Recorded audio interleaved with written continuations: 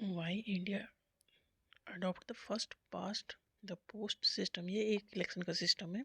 इसमें सारे candidate election लड़ते हैं। हर एक पार्टी का एक कैंडिडेट एक कंस्टिट्यूंसी से इलेक्शन लड़ता है। उसमें सबसे ज़्यादा वोट जिसे मिलते हैं वो जीत जाता है। तो ये first past the post system है जो इंडिया में अपनाया गया है।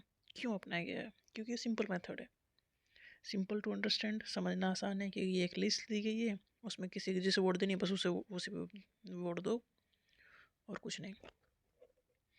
तो सिंपल एंड समझने के लिए, and for the common voters who may have no specialised knowledge about the election, मतलब जिसे कोई भी खास नॉलेज होने की जरूरत नहीं है। एक सिंबल दिखता है, ये सिंबल इस इंसान का ये उसमें है, और बस इतना पता होना चाहिए मैं कहाँ है, कौन सा सिंबल पे वोट डाल रही है, और ज़्यादा नॉलेज होने की जरूरत नहीं है।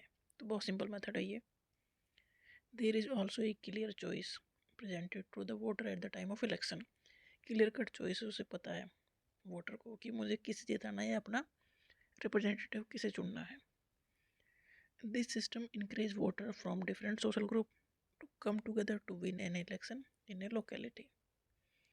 देखो, अगर एक ही ग्रुप वोट डालेगा तो मुश्किल है जीतना। मतलब एक इंसान के लिए, एक पार्टी के लिए सारे ग्रुप मिलकर वोट डालते हैं। उन्हें क्लियर कट पता होता है हमें इस इंसान को जिताना है या इस पार्टी को जिताना है।